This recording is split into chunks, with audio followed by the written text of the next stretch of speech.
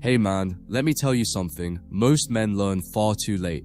Not every woman who cries, struggles, or claims to be hurt is broken. Some are just selfish. Some don't want healing, they want control. They want sympathy without accountability, attention without effort, and forgiveness without change. You kept telling yourself she just needed time, love, and patience, but what she really needed was someone to feed her ego while she drained your peace. You weren't fixing her, you were fueling her comfort. You saw her pain and thought it was proof of depth. You mistook emotional chaos for vulnerability, drama for honesty, and inconsistency for trauma. You believed that if you just loved her enough, her demons would stop fighting you.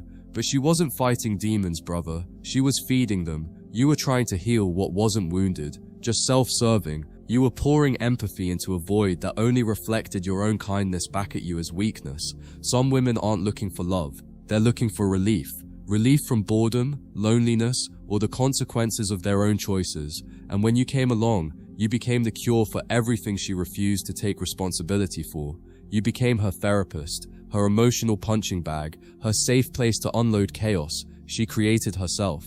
That's not love. That's manipulation, dressed in sensitivity. She told you stories about her past, and you felt sympathy. She cried about how others failed her, and you promised to be different. But look closely, those tears weren't about loss. They were about control. They were her way of securing your protection without ever offering respect, because once you made her your purpose, she stopped having to earn your presence. That's when she knew she could take without giving. You thought love meant healing her. She thought love meant having someone who'd never stop trying. You became addicted to potential, to the idea of who she could be. If she just realized how much you loved her, the potential isn't real, it's fantasy. And she used that fantasy to keep you hooked. Every glimpse of softness, every tearful apology, every "I'm just scared to be hurt again," all of it was designed to keep you invested in fixing what she never planned to change. You didn't fall in love with a woman, you fell in love with a project. You wanted to build something solid out of someone who only knew how to take.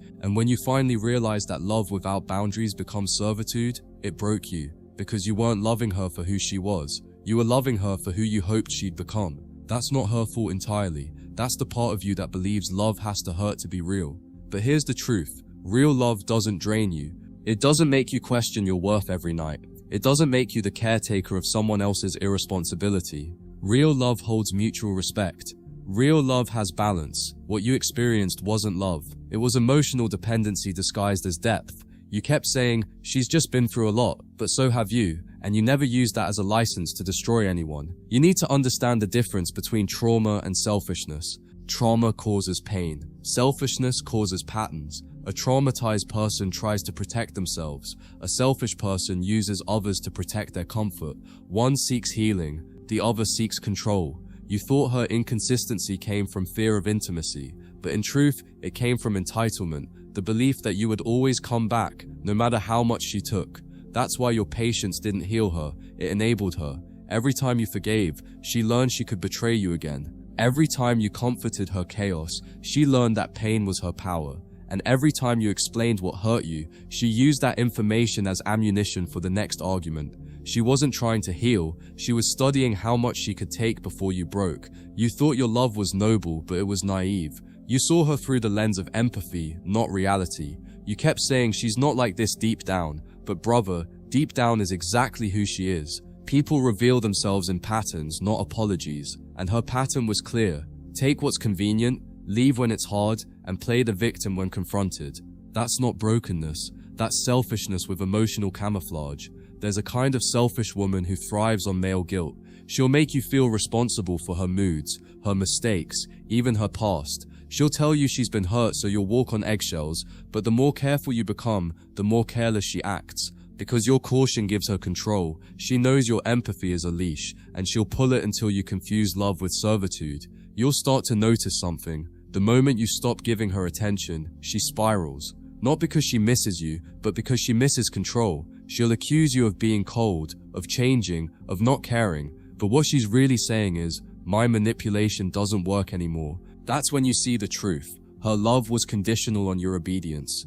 The hardest part about walking away from someone like this is realizing that they never valued the love you gave. They valued the control your love provided. You were her emotional anchor, not her partner. The stability she refused to build for herself, she borrowed from you, and when you finally pulled it back, she collapsed. Not from heartbreak, but from loss of access. You can't heal someone who benefits from staying broken. You can't fix someone who sees your compassion as opportunity. The moment you stop trying, she'll call you selfish, because to a selfish person, boundaries look like betrayal. But don't let that guilt pull you back. Her pain isn't your responsibility. It's her karma catching up. You were never supposed to be her savior. You were supposed to be her mirror, the reflection that forced her to face her own behavior. But when she refused to look, she blamed the mirror.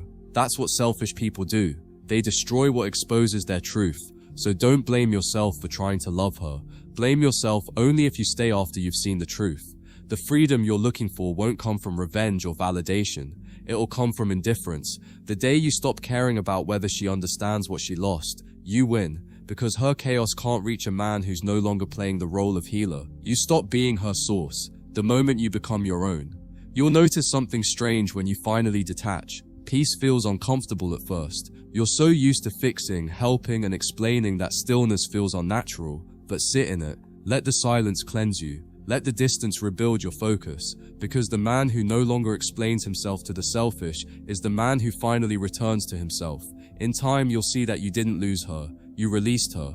You stopped carrying a person who was never walking with you.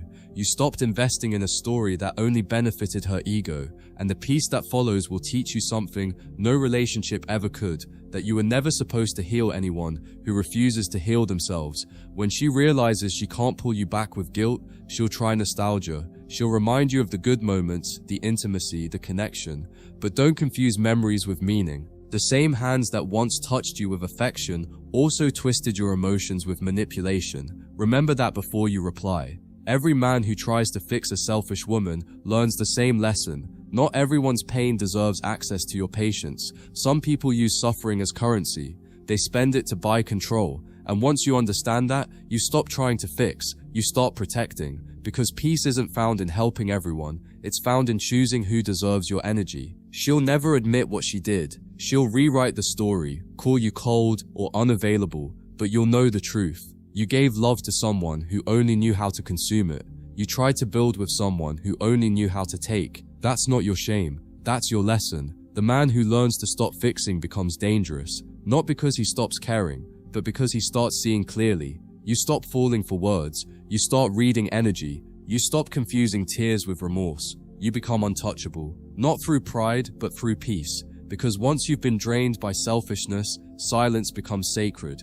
The next time you meet someone new, you'll move differently. You won't chase potential, you'll watch patterns. You'll listen more than you explain. You'll let time reveal truth. You'll know that empathy without boundaries is self-destruction. And that's how a good man becomes wise, not through age, but through awareness. Some women aren't broken, brother. They're just comfortable taking from men who mistake kindness for obligation.